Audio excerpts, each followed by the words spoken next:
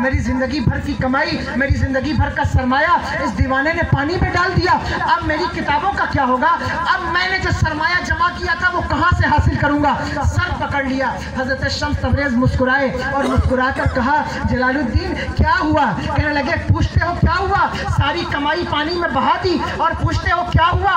کہنے لگے کیا تمہیں یہ واپس چاہیے؟ کہنے لگے واپس تو چاہیے، لیکن لا کے واپس کون دے گا؟ بھلا پانی میں گئی ہوئی کتابیں بھی کوئی واپس لا سکتا ہے؟ ان کی سیاہی بھی واپس لا سکتا ہے؟ حضرت شمس تبریز نے ہاتھ ڈالا خدا کی قسم اور ان کتابوں کو باہر نکالا۔ کتابیں بالکل سوکھی تھی پانی سے نکلنے کے بعد، آپ نے ان کو جھاڑا تو اس سے گرد جھڑ گئی۔ حضرت علامہ رومی کی آنکھیں کھلی رہ گئیں اور آپ نے پوچھا یہ چیز یہ کیا ہے؟ حضرت شمس تبریز نے کہا جلال الدین یہ حال ہے، یہ تمہیں سمجھ میں نہیں آئے گا۔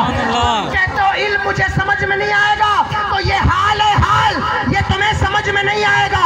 یاد رکھو مولائے روم نے حضرت شمس تبریز کی غلامی قبول کی اور جب تک غلام نہ بنے تھے تب تک مولوی تھے، لیکن جب شمس تبریز کے مرید ہوئے تو اللہ نے انہیں مولائے روم بنا دیا اور خود کہتے ہیں مولوی ہرگز نہ شد مولائے روم تا غلام شمس تبریزی نہ شد۔ مولوی اس وقت تک مولائے روم نہیں بنتا جب تک اسے کوئی شمس تبریز نہ مل جائے، اللہ والا نہ مل جائے۔ اس لیے علم کے ساتھ انا نہیں آنی چاہیے، انکساری ہونی چاہیے، تواضع ہونی چاہیے۔ حضرت نظام الدین اولیاء قدموں میں جھک گئے۔ اس علماء کی جماعت میں ایک اللہ کے ولی بھی تھے، توجہ ہے سن رہے ہیں، میں ختم کر رہا ہوں بس۔ ایک اللہ کے ولی بھی تھے، جب حضرت نظام الدین اولیاء ان کے قدموں میں جھکے تو اللہ کے اس ولی کو یہ ادا پسند آ گئی اور اس نے اٹھا کر حضرت نظام الدین اولیاء کو اپنے کلیجے سے لگایا اور کہنے لگے بیٹا محمد احمد ابھی تم ہمارے قدموں میں جھک رہے ہو، لیکن میں دیکھ رہا ہوں ایک دن ایسا آئے گا کہ ہندوستان کے بڑے بڑے اولیاء تمہارے قدموں میں جھکیں گے۔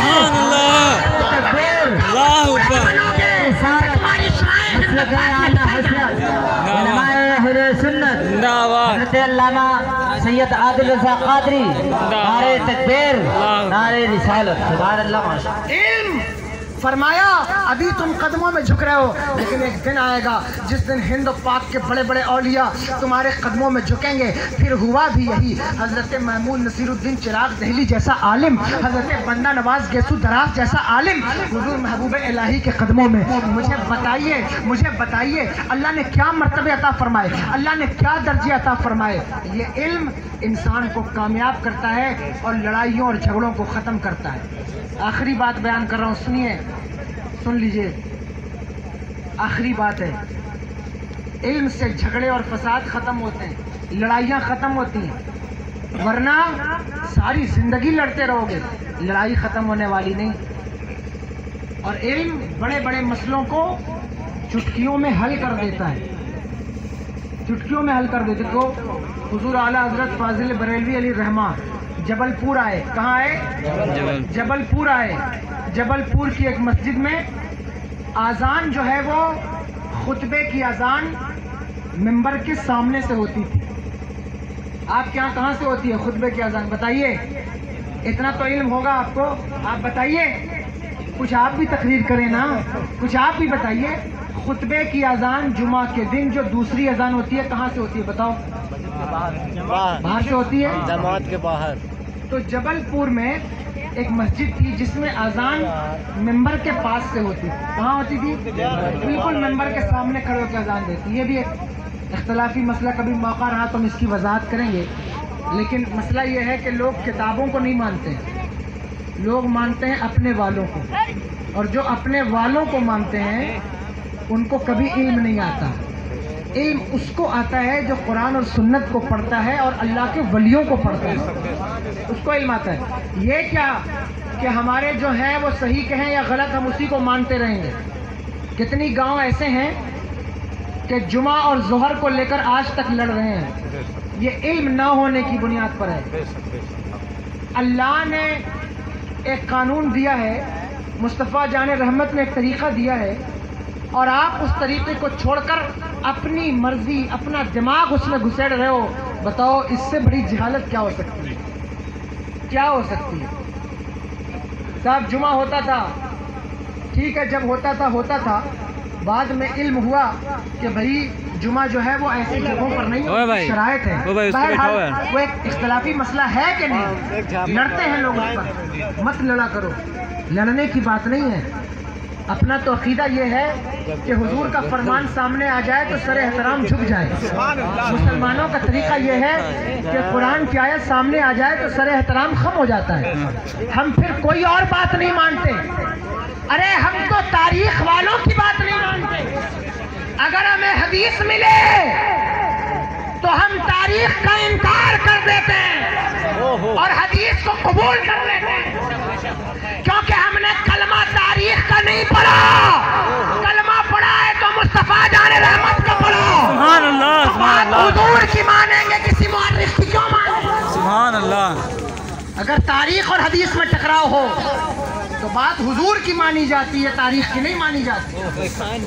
لیکن تاریخ بھی چھوڑ کر تم تو اپنے ذہن کی بات مان رہے ہو، اپنی طبیعت کی، کہ گھوڑے کو دوڑا رہے ہو۔ حضور اعلیٰ حضرت آئے، سامنے سے اذان ہوتی تھی، آپ نے فتویٰ دیا، دیکھو میں علم کی فضیلت بتا رہا ہوں، آپ نے فتویٰ دیا کہ سامنے سے اذان نہیں ہونی چاہیے، باہر سے اذان دو۔ کہاں سے دو؟ باہر سے اذان دو۔ اچھا، ہر دور میں کچھ لوگ ہوتے ہیں جن کو بڑی ٹینشن ہو جاتی ہے کہ صاحب ہمارے یہاں تو پرمپرا چلی آ رہی ہے، یہ کون آ گئے جنہوں نے ایک نئی بات شروع کر دی۔ یہ ٹینشن نئی نہیں ہے، یہ بہت پرانی ہے، یہ سب سے پہلے عرب والوں کو ہوئی تھی۔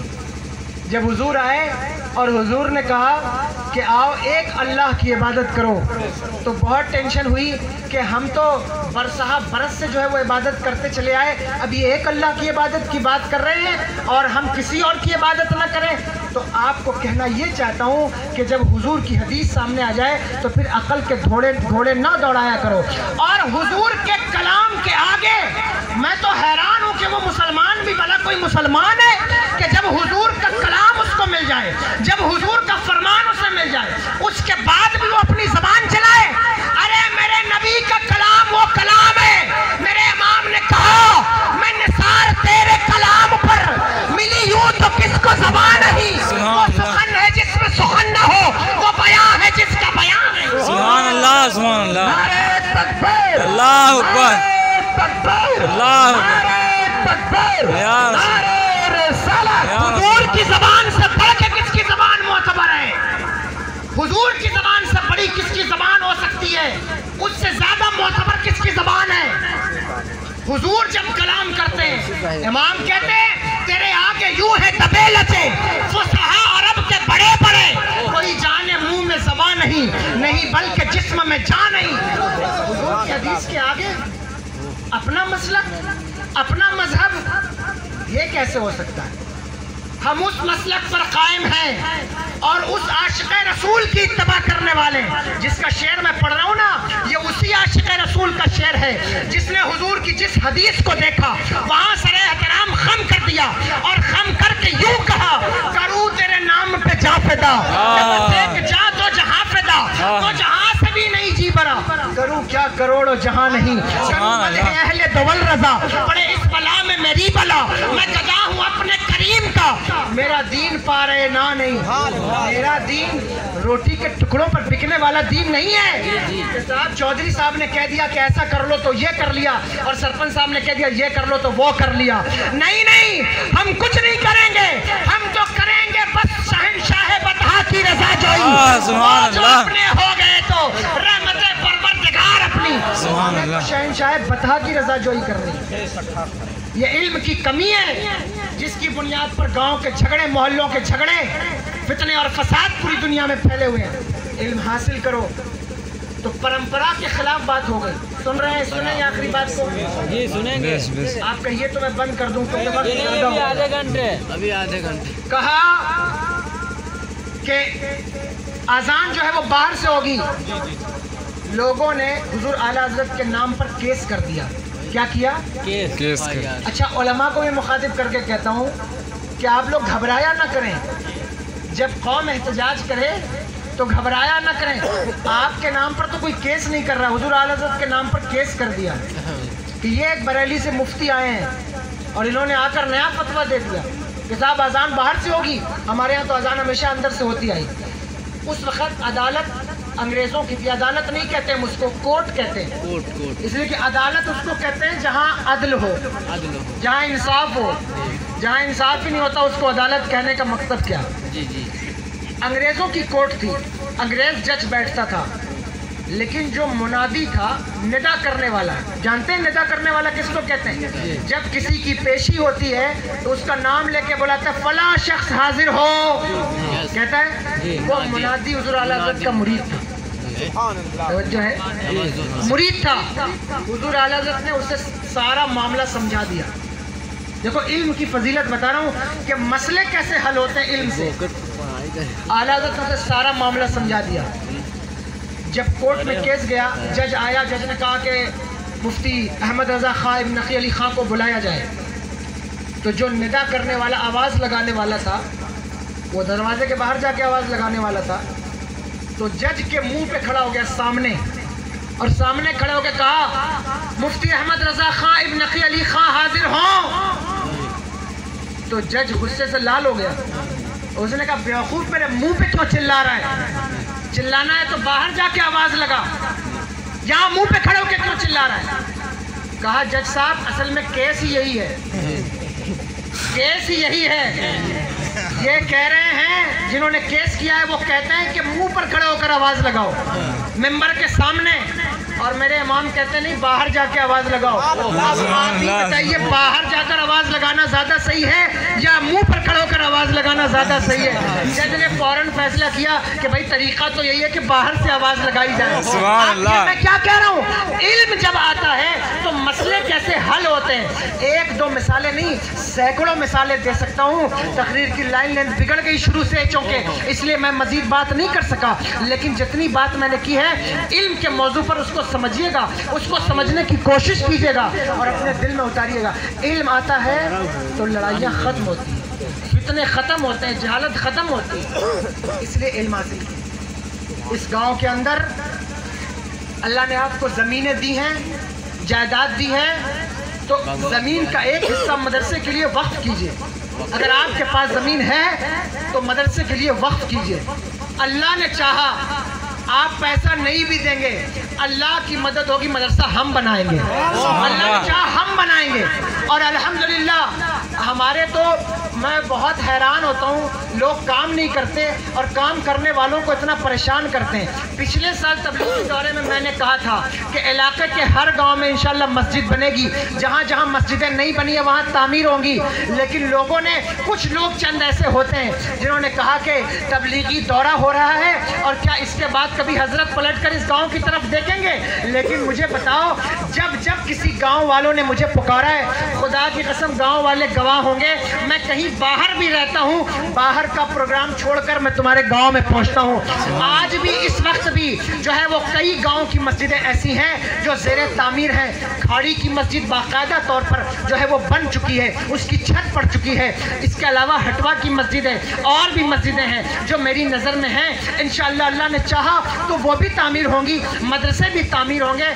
आपके सपोर्ट की ज़रूरत है, समझ रहे हैं आप? आपके ताउन की भी ज़रूरत है, आपके सपोर्ट की भी ज़रूरत है। आप इन उलमा का साथ दीजिए। ये देखिए, सैयद मेहदी हसन साहब कबिला, ये मेरे मदरसे के मुबल्लिग हैं और पूरे इलाके में गिजवार सरई का जो बेल्ट है उस इलाके में तबलीग दीन का काम अंजाम दे रहे हैं। और आज मैं आपसे कहता हूँ कि आप जब भी कोई प्रोग्राम करिए या देखिए, किसी नजराने की ज़रूरत नहीं है। अल्लाह की कसम, अगर तबलीग दीन के लिए आप बुलाएंगे तो पैरों के बल नहीं, हम सर के बल चल कर आएंगे। सुभान अल्लाह। आएंगे और ये भी आएंगे। बुलाइए, बहुत सारे लोग ऐसे हैं जो कई प्रोग्राम ऐसे आते हैं, मैं उसकी वजाहत कर दूं कि तारीख मेरी नहीं मिली तो लोग प्रोग्राम कैंसिल कर देते हैं कि हज़रत की तारीख खाली नहीं है। कई लोग ऐसे हैं अभी भी कि जो कि कहना चाहिए कि खाड़ी के अंदर, खुरबा के अंदर प्रोग्राम थे, लेकिन मैं नहीं खाली था तो उन्होंने प्रोग्राम ही टाल दिया। प्रोग्राम टालने की ज़रूरत नहीं है। اور بھی علماء ہیں, آپ ان کو بلا کر کے تقریر کروائیے, پروگرام کروائیے. میں جس وقت خالی ہوں ضرور حاضر ہوں گا, ورنہ سید مہدی حسن صاحب ہیں, محمد علی صاحب ہیں, یہ سارے لوگ میرے مشن سے جڑے ہوئے ہیں, نقیب صاحب ہیں, حافظ شفیع صاحب قبلہ ہیں, جتنے علماء بیٹھے ہیں کوئی یہ نہ سوچے کہ میں نے کسی کا نام نہیں لیا. جتنے لوگ بیٹھے ہیں جو بھی مسلک اعلیٰ حضرت کی صحیح ترجمانی کرتا ہو اس کو آپ بلائیے. اور اس وقت سید مہدی صاحب قبلہ میرے مشن کے مبلغ ہیں, تو اس لیے جب بھی آپ پروگرام کریں حضرت کو فون کریں, اگر یہ خالی رہے تو انشاءاللہ ضرور حاضر ہوں گے. علاقے میں دین و سنیت کا کام کرنے کے لیے سب سے زیادہ اس وقت لوگوں کو خطاب کرنے کی ضرورت ہے کہ صحیح طور پر ان سے بات کی جائے, ان کو علم سکھایا جائے, ان کو علم سمجھایا جائے, اور ان کے بچوں کا داخلہ مدرسے میں کرایا جائے, اور ان کے گاؤں میں مدرسوں کی بنیاد رکھی جائے, اور بچوں کا داخلہ اسکول میں بھی کرایا جائے. گورنمنٹ کی طرف سے بھی اسکیم ہے, گاؤں کے جو اسکول ہیں ان کی حالت کتنی خراب ہے یا کیا مدے ہیں, انشاءاللہ تبارک و تعالی اللہ نے چاہا تو علماء کونسل پوری طرح سے, اللہ چاہے اس کووڈ کو وبا کو ختم فرمائے, ہماری علماء کونسل اس مسئلے پر بھی پورے طور پر ایم پی گورنمنٹ سے بات کر رہی ہے. اور انشاءاللہ اللہ نے چاہا تو مسلم بچے ہوں یا غیر مسلم بچے ہوں, ان کی تعلیم کے انتظام میں بھی ہم بڑھ چڑھ کر حصہ لیں گے, اور ہم پڑھیں گے اور پڑھائیں گے. پڑھے گا انڈیا تبھی تو بڑھے گا, سبحان اللہ, پڑھے گا تبھی تو بڑھے گا. اس لیے پڑھائیے, پڑھائیے. دارالعلوم دیوسر ہے, دیوسر کی برانچز جہاں جہاں ہیں وہاں آپ مدرسوں سے جڑیے, اپنے بچوں کا داخلہ کرائیے. اور ایک اور خاص بات میں آپ سے کہتا ہوں, اپنے بچوں کو ہمیشہ اس مدرسے میں بھیجیے جہاں ان کے عقیدے اور ایمان کی حفاظت ہو سکے. بہت سارے ایسے مدرسے ہیں جہاں علم تو دیا جاتا ہے لیکن ساتھ ساتھ میں توہین رسالت کا انہیں جو ہے پہلو بھی دے دیا جاتا ہے. اگر علم کے ساتھ یہ چیز آ گئی تو پھر نہ یہاں کے رہو گے نہ وہاں کے رہو گے. علم حاصل کرنے کے بعد بھی کچھ ایسے بدبخت ہیں جو حضور کی ذات پر انگلی اٹھاتے ہیں کہ عید منانا کیسا, ربیع النور کی عید کیسی, اسلام میں تو 2 ہی عید ہے, عقل کے اندھوں کو معلوم نہیں. ابھی میں عید گنانے بیٹھوں تو اسی مجلس میں 5 عید میں قرآن اور حدیث سے گناؤں گا, لیکن میں خیر ان پر بات نہیں کرنا چاہتا. ان پر کیا بات کروں, ان پر بات کرنے کا موقع نہیں. لیکن اتنا ضرور کہتا ہوں کہ حضور کی شان میں تنقیص کرنے والے بھی علم حاصل کر کے جو گمراہ ہوتے ہیں وہ تنقیص رسالت پر آ جاتے ہیں. اللہ رحم فرمائے اور حضور کے علم پر بات کرنے لگتے ہیں. یاد رکھیے اور ہمیشہ یاد رکھیے, میرے آقا کو اللہ نے جو دولت عطا فرمائی ہے, اللہ نے حضور کو جو اختیار عطا فرمایا, حضور کے اختیار کا محاسبہ ہم اور آپ نہیں کر سکتے. میرے امام کہتے ہیں کہ زمین خان, آسمان خان, زمانہ مہمان, صاحب خانہ لقب کس کا ہے, تیرا تیرا. اور تم حضور کی عظمت کو سمجھنا چاہتے ہو, اللہ نے تمہیں وہ عقل ہی نہیں دی کہ تم حضور کو سمجھ سکو. زمین پہ بسنے والوں, فرش والے, تیری شوکت کا علو کیا جانے, سبحان اللہ, عرش پہ اڑتا ہے فریرا تیرا. علم حاصل کرو لیکن یہ نہ کہو کہ حضور کا علم کتنا تھا, یہ نہ سوچو کہ حضور کو اللہ نے کتنا علم. بات ختم ہو رہی ہے, بات ختم ہو رہی ہے. اللہ کرم فرمائے اور ہم سب کو مدینہ سے کرنے کی توفیق عطا فرمائے. میرے بولنے میں کوئی غلطی یہ چھوڑے بڑی اللہ اور صلی اللہ علیہ وسلم صلاۃ و سلام علیک یا رسول اللہ صلی اللہ علیہ وسلم. یہ مدرسہ نوریہ افتخاریہ گراں پوسٹ ہنوتی تحصیل میں زیر تعمیر ہے. آپ حضرات اس میں تعاون کریں اور حصہ لیں. صوفی افتخار احمد صاحب قبلہ رحمۃ اللہ تعالیٰ علیہ کے جتنے مریدین اور ان کے ماننے جاننے والے ہیں ان سب سے بھی میں کہتا ہوں اور آپ سب سے بھی میں کہتا ہوں, دیکھو تمہارے پیر نے ساری زندگی مذہب کے لیے لگا دی, ساری زندگی مسلک کے لیے لگا دی. خدارہ اس پیر کے نام کو نہ برباد کرنا, اس پیر کے نام پر آنچ نہ آنے پائے. وہ اس علاقے کے بہت پرانے مبلغ تھے. میرے والد گرامی حضور سیدی نہال ملت علیہ رحمہ کے زمانے میں وہ یہاں تشریف لائے اور وہ پرانے مبلغ تھے. ان کے جتنے مریدین ہیں, ماننے والے, چاہنے والے, میں ان سب سے کہتا ہوں کہ آؤ مل کر دین کی خدمت کریں. کچھ قدم تم بڑھاؤ, کچھ قدم ہم بڑھائیں, اور پھر ایک دن وہ آئے گا کہ دنیا یہ کہے گی کہ ایک چراغ عشق سے جلتے گئے کتنے چراغ, خاک کا ہر ذرہ ماہو کہکشاں بنتا گیا, تو اکیلا ہی چلا تھا جانب منزل مگر لوگ ساتھ آتے گئے اور کارواں بنتا گیا. سلام ہو ان مبلغین پر جنہوں نے اس علاقے کے اندر دین کی تبلیغ کی، چاہے وہ حضور نہال ملت کی ذات ہو، چاہے وہ صوفیہ ملت کی ذات ہو، چاہے وہ حضور خلیقہ ملت کی ذات ہو، جتنے بھی علماء آئے اللہ سے دعا ہے کہ اللہ ان کے ماننے چاہنے والوں پر کرم فرمائے اور ان کی برکت پر بھی ابر رحمت تیری مرکت پر گوہر باری کرے، حشر تک شان کریمی ناز برداری کرے، خدا کی رحمتیں ہوں اے امیر کارواں تجھ پر، فنا کے بعد بھی باقی ہے شان رہبری تیری، اللہ کرم فرمائے رحم فرمائے۔